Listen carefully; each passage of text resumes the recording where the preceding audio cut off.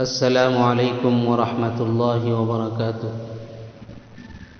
الحمد للہ رب العالمین والعاقبۃ للمتقین والصلاة والسلام علی سید الانبیاء والمرسلین محمد وعلی آلہ واصحابہ اجمعین، اما بعد فقد قال اللہ تبارک وتعالی فی کلامہ المجید: اعوذ باللہ من الشیطان الرجیم، بسم اللہ الرحمن الرحیم۔ یا ایہا الذین آمنوا ان تتقوا اللہ یجعل لکم فرقانا ویکفر عنکم سیئاتکم ویغفر لکم واللہ ذو الفضل العظیم۔ وَإِذْ يَمْكُرُ بِكَ الَّذِينَ كَفَرُوا لِيُثْبِتُوكَ أَوْ يَقْتُلُوكَ أَوْ يُخْرِجُوكَ وَيَمْكُرُونَ وَيَمْكُرُ اللَّهُ وَاللَّهُ خَيْرُ الْمَاكِرِينَ۔ وقال تعالى: يَا أَيُّهَا الَّذِينَ آمَنُوا اسْتَعِينُوا بِالصَّبْرِ وَالصَّلَاةِ إِنَّ اللَّهَ مَعَ الصَّابِرِينَ۔ صدق اللہ العظیم۔ بزرگان محترم، برادران اسلام، نوجوانان عزیز، پردہ نشین خواتین، آج کل دنیا کے بڑے عجیب و غریب حالات ہیں۔ ایک طرف اسلام اور مسلمان دشمن طاقتیں اسلام اور مسلمانوں کو ختم کرنے یا ہر اعتبار سے کمزور کرنے کی ناپاک سازشیں کر رہے ہیں، تو دوسری طرف کرونا اور کووڈ کی خطرناک وبا کی طرف سے پیدا شدہ حالات ہیں۔ ان حالات میں حرمین شریفین کی حاضری مسلمانوں کے لیے مسدود ہے، مساجد و مدارس بند ہیں، تعلیمی ادارے مقفل ہو چکے ہیں، مادی اعتبار سے، تعلیمی اعتبار سے، ہر اعتبار سے مشکلات کا سامنا ہے۔ ایک مسلمان ہونے کے ناطے ہم پر نہایت ضروری ہے کہ ہر وقت عموماً اور اس طرح کے حالات میں خصوصاً قرآنی اور اسلامی ہدایات اور تعلیمات کو دیکھ کر ان کو سامنے رکھتے ہوئے ان کے مطابق اپنی زندگی گزاریں۔ اسی کے پیش نظر میں نے آج آپ حضرات کے سامنے قرآن مجید کی 3 آیتیں تلاوت کی ہیں، جن کی مختصر تشریح ہم سب کے لیے مشعل راہ ہو سکتی ہے اور مفید سے مفید تر ہو سکتی ہے۔ پہلی آیت جس کی تلاوت حمد و صلات کے بعد میں نے آپ کے سامنے کی، وہ یا ایھا الذین آمنوا ان تتقوا اللہ یجعل لکم فرقانا ویکفر عنکم سیئاتکم ویغفر لکم واللہ ذو الفضل العظیم۔ اے ایمان والو، اگر تم اللہ سے ڈرتے رہو گے تو اللہ تم کو فرقان یعنی فیصلے کی چیز عطا کرے گا، تمہارے گناہوں کو معاف کرے گا، تمہاری مغفرت کرے گا، اور اللہ بہت بڑے فضل والا ہے۔ اس آیت کریمہ میں اللہ رب العزت نے سب سے پہلے تقوی کا ذکر فرمایا ہے، جس کو ہم سیدھے سادے الفاظ میں عام فہم انداز میں یوں کہہ سکتے ہیں کہ تقوی اللہ سے ڈرنے اور اس کی نافرمانی سے بچنے کا نام ہے۔ حضرت علی رضی اللہ تعالی عنہ نے تقوی کی تفسیر میں 4 چیزیں بیان کی ہیں۔ نمبر 1، الخوف بالجلیل، یعنی اللہ سے خوف کرنا، اللہ سے ڈرنا۔ علماء نے لکھا ہے کہ خوف دو قسم کا ہوتا ہے. پہلی قسم اللہ کی عظمت و جلالت کی طرف نظر کرتے ہوئے خوف. دوسری قسم اللہ کی سزاؤں اور وعیدوں کی طرف دیکھتے ہوئے خوف. پہلا خوف اعلیٰ درجے کا ہے، اس لیے کہ اس میں ہماری کوئی غرض نہیں ہوتی، جبکہ دوسرا خوف بھی محمود اور پسندیدہ ہے. اگر ہمارے اندر دونوں طرح کے خوف ہوں تو بہت اچھی بات ہے. آپ صلی اللہ علیہ وسلم کے بارے میں آتا ہے کہ تیز آندھی یا سخت ہوا اور بجلیوں کی کڑک کے مواقع پر آپ فوراً مسجد تشریف لے جاتے. صحابہ کرام رضی اللہ عنہم اجمعین کے پوچھنے پر آپ نے ارشاد فرمایا کہ مجھے ڈر ہے کہ کہیں اللہ کی طرف سے عذاب نہ آ گیا ہو یا قیامت قائم نہ ہو گئی ہو.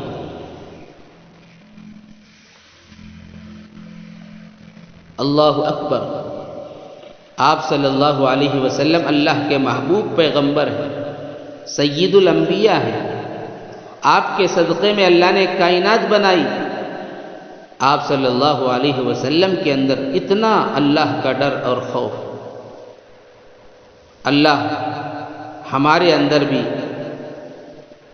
اس طرح کا نہ سہی، اس طرح کے خوف کا کچھ حصہ ہمارے اندر بھی پیدا فرمائے.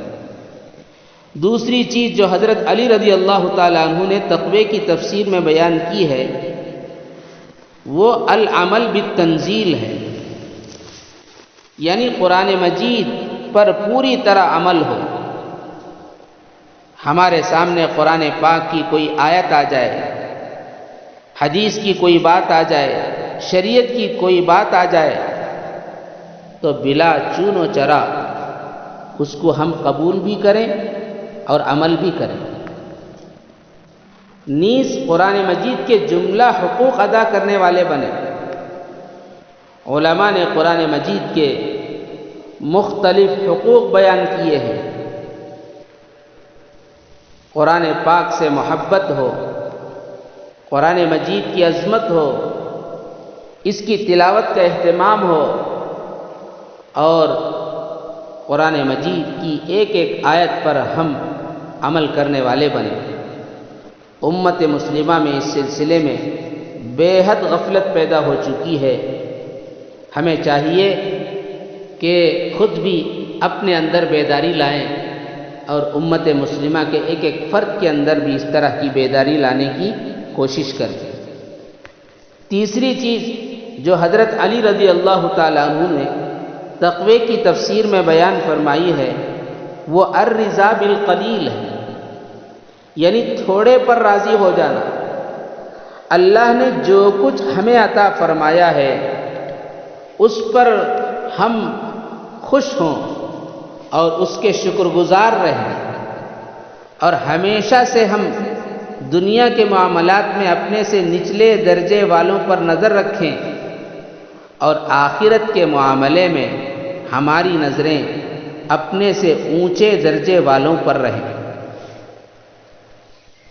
چوتھی چیز جو حضرت علی رضی اللہ تعالیٰ عنہ نے تقوی کی تفسیر میں بیان کی ہے وہ الاستعداد لیوم الرحیل ہے، یعنی موت کی تیاری کرنا اور موت سے غفلت نہیں برتنا. ہمیشہ موت مستحضر رہے. موت کے وقت میرا کیا حال ہو، موت کے بعد جو احوال آنے والے ہیں پتہ نہیں اس میں میرے ساتھ کیا معاملہ کیا جائے. اس طرح کی باتیں پیش نظر ہوں اور اس سلسلے میں نہایت ہی ہم فکر مند رہیں. یہ چاروں چیزیں جس کے اندر ہوں گی وہ متقی اور پرہیزگار ہے. ہمارے لیے ضروری ہے کہ یہ چاروں باتیں اپنے اندر پیدا کرنے کی کوشش کرتے رہیں اور جائزہ بھی لیتے رہیں. مذکورہ آیت میں اللہ تعالیٰ نے تقوی کے حامل مسلمانوں کو 3 نعمتیں دینے کا وعدہ فرمایا ہے۔ نمبر 1 فرقان، یعنی فیصلے کی چیز۔ علماء نے لکھا ہے کہ اس سے مراد ہدایت، دل کا وہ نور جس سے حق و باطل میں امتیاز کرنا آتا ہو، دشمنوں پر غلبہ اور آخرت میں نجات ہے۔ ظاہر ہے کہ ان میں سے ہر ایک نہایت قیمتی نعمت ہے اور ہم اپنے اندر ان کو چاہتے بھی ہیں، لہذا ان نعمتوں کی بنیاد جو تقوی ہے اس کے حصول کی کوشش ہونی چاہیے۔ اکثر مفسرین نے فرقان سے مراد اللہ کی مدد و نصرت اور حفاظت کو لیا ہے، جس سے معلوم ہوا کہ متقی اللہ کی مدد و نصرت اور حفاظت کا حقدار ہوتا ہے۔ آگے کی آیت سے اس کی تائید بھی ہوتی ہے کہ اللہ تعالیٰ نے فرمایا وَإِذْ يَمْكُرُ بِكَ الَّذِينَ كَفَرُوا لِيُثْبِتُوكَ أَوْ يَقْتُلُوكَ أَوْ يُخْرِجُوكَ وَيَمْكُرُونَ وَيَمْكُرُ اللَّهُ وَاللَّهُ خَيْرُ الْمَاكِرِينَ۔ اے محمد صلی اللہ علیہ وسلم، لوگوں کے سامنے اس واقعے کو بیان کیجئے کہ جبکہ کافر لوگ آپ کے بارے میں بری بری تدبیریں سوچ رہے تھے کہ آپ کو قید کر لیں یا آپ کو قتل کر ڈالیں یا آپ کو خارج وطن کر دیں، اور وہ تو اپنی تدبیریں کر رہے تھے اور اللہ اپنی تدبیر کر رہا تھا، اور سب سے زیادہ مستحکم تدبیر والا اللہ ہے۔ آپ جانتے ہیں، کتابوں میں آپ نے پڑھا ہوگا، سنا ہوگا کہ کفار مکہ نے آپ صلی اللہ علیہ وسلم کے بارے میں اس وقت 3 طرح کی باتیں سوچی تھی۔ نمبر 1، آپ کو ایک مکان میں بند کر کے چھوڑ دیا جائے تاکہ آپ اپنی موت مر جائیں، نعوذ باللہ من ذالک۔ نمبر 2، آپ کو مکے سے نکال دیا جائے اور یہ باہر جا کر جو چاہے کریں، اور اس طرح کم سے کم مکے والے ان کے فساد سے معمون رہیں۔ نمبر 3، ہر قبیلے والا ایک آدمی جائے اور نعوذ باللہ حضور صلی اللہ علیہ وسلم کا کام تمام کر دے، یعنی قتل کر دے۔ تاریخ گواہ ہے کہ اللہ تعالیٰ نے آپ کی مدد بھی فرمائی اور نصرت بھی فرمائی، اور دشمنوں کی ناپاک سازشوں کو ناکام بنایا، اور اپنے دست قدرت سے آپ کی حفاظت بھی فرمائی۔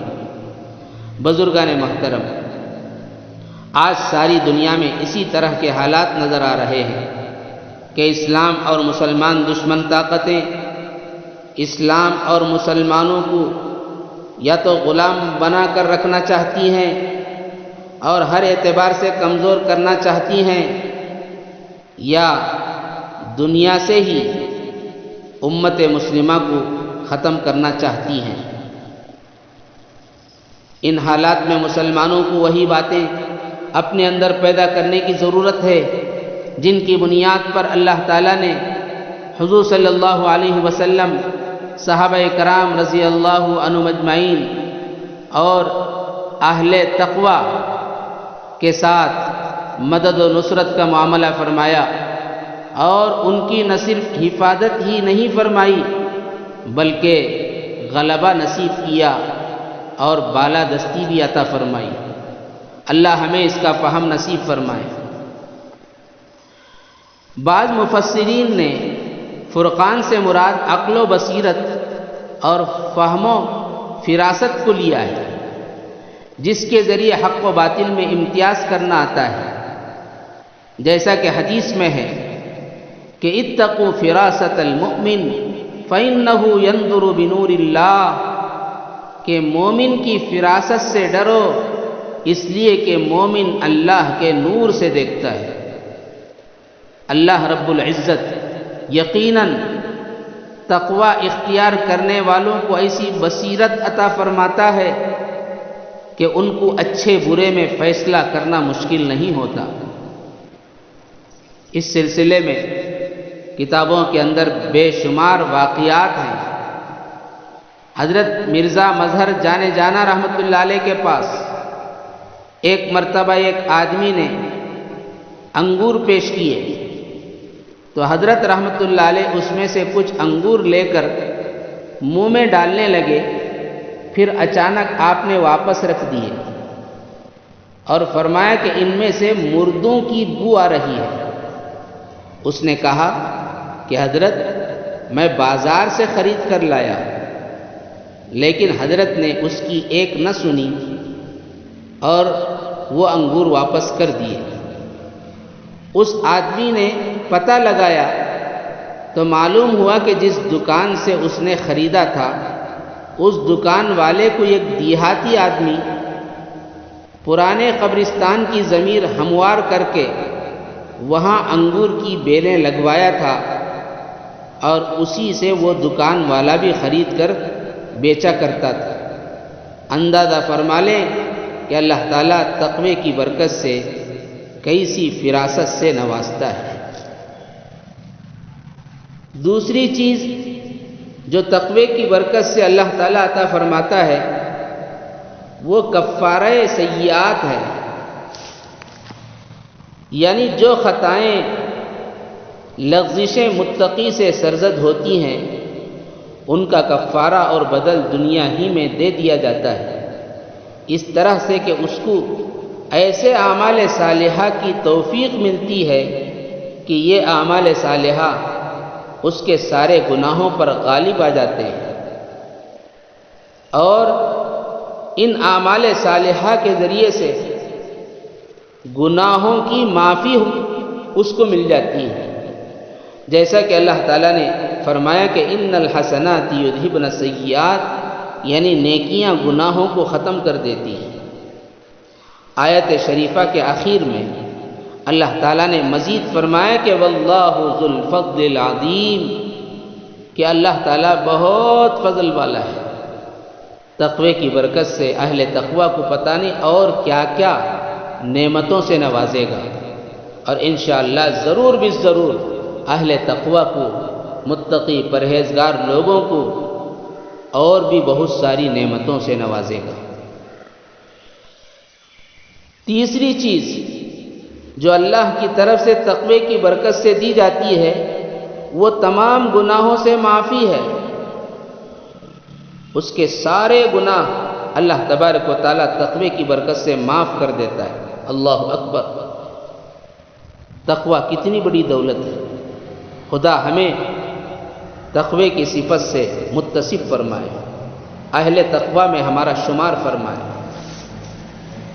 تیسری آیت جو میں نے حمد و صلات کے بعد آپ کے سامنے تلاوت کی وہ یہ ہے، یا ایھا الذین آمنوا استعینوا بالصبر والصلاۃ ان اللہ مع الصابرین، کہ اے ایمان والو تم صبر اور نماز کے ذریعے مجھ سے مدد طلب کرو، بے شک اللہ تعالیٰ صبر کرنے والوں کے ساتھ ہے۔ اس آیت میں یہ ہدایت ہے کہ انسانوں کی تمام ضروریات پورا کرنے اور تمام تکلیفوں کو دور کرنے کا نسخہ اکسیر دو اجزاء سے مرکب ہے، ایک ہے صبر اور دوسرا ہے نماز۔ گویا اللہ تعالیٰ نے واضح طور سے ہمیں بتا دیا کہ اگر تم یہ چاہتے ہو کہ تمہاری ساری حاجتیں پوری ہوں اور ضرورتیں پوری ہوں اور تمام تکلیفیں تم سے دور ہوں تو ان دو چیزوں سے مدد حاصل کرو، ان کو اپنے اندر پیدا کرو۔ یہ ایسا ہی ہے کہ جیسے کہ ہمیں کوئی بیماری لاحق ہوتی ہے تو ہم کسی ڈاکٹر کے پاس جاتے ہیں اور وہ ہمیں علاج کا ایک نسخہ دیتا ہے تو ہم اس پر پوری طرح یقین کرتے ہیں اور اس پر لازمی طور پر بے چون و چرا عمل بھی کرتے ہیں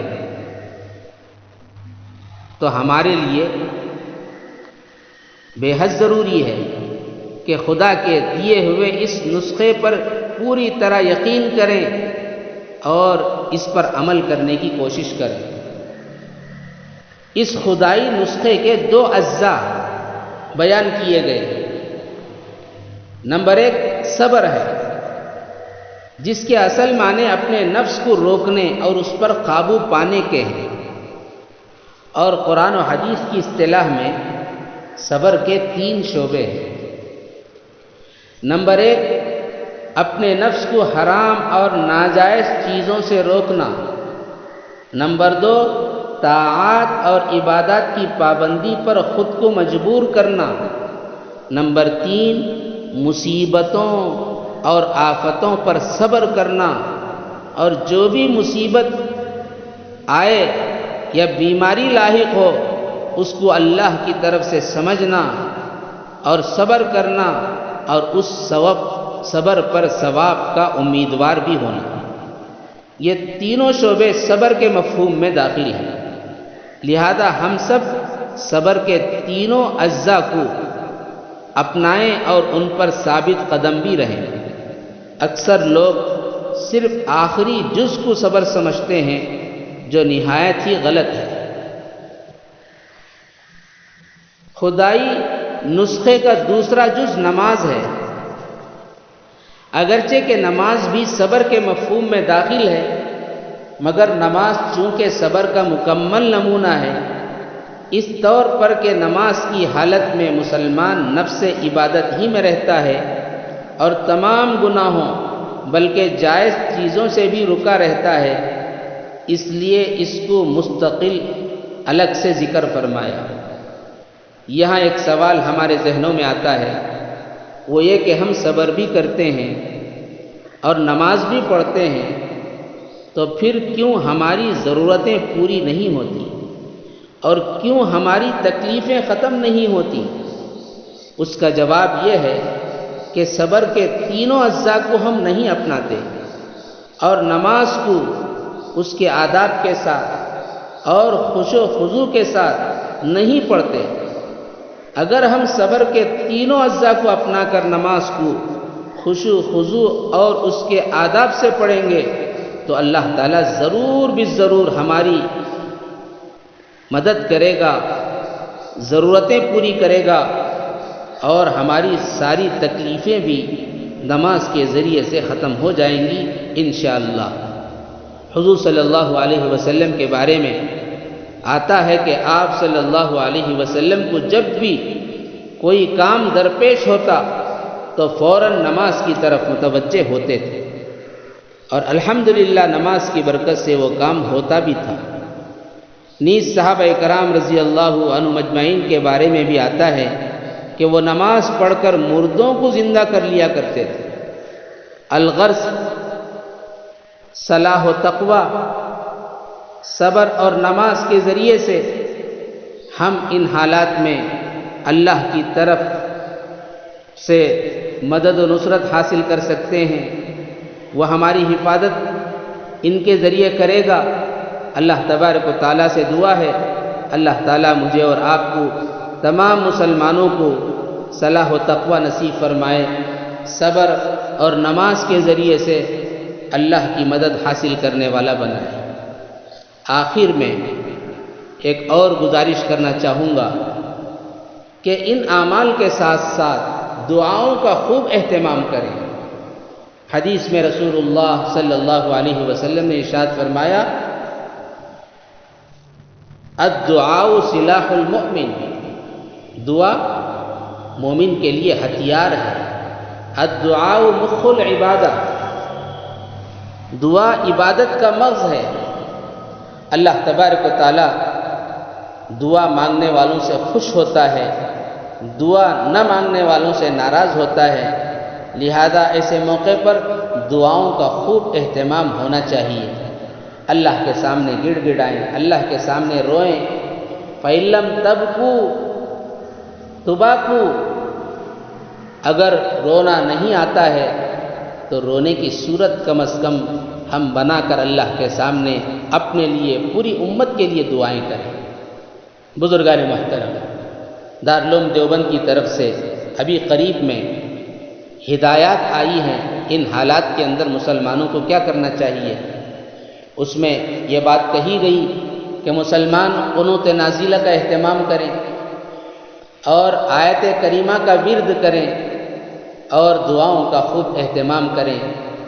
میں آپ حضرات سے گزارش کرتا ہوں کہ قنوت نازلہ کے اہتمام کے ساتھ کم سے کم روزانہ 100 مرتبہ لا الہ الا انت سبحانک انی کنت من الظالمین، 100 مرتبہ درود شریف، اللہم صلی علی محمد وعلی آل محمد کما صلیت علی ابراہیم وعلی آل ابراہیم انک حمید مجید، 100 مرتبہ یا جو درود آپ کو یاد ہو وہی پڑھ لیں۔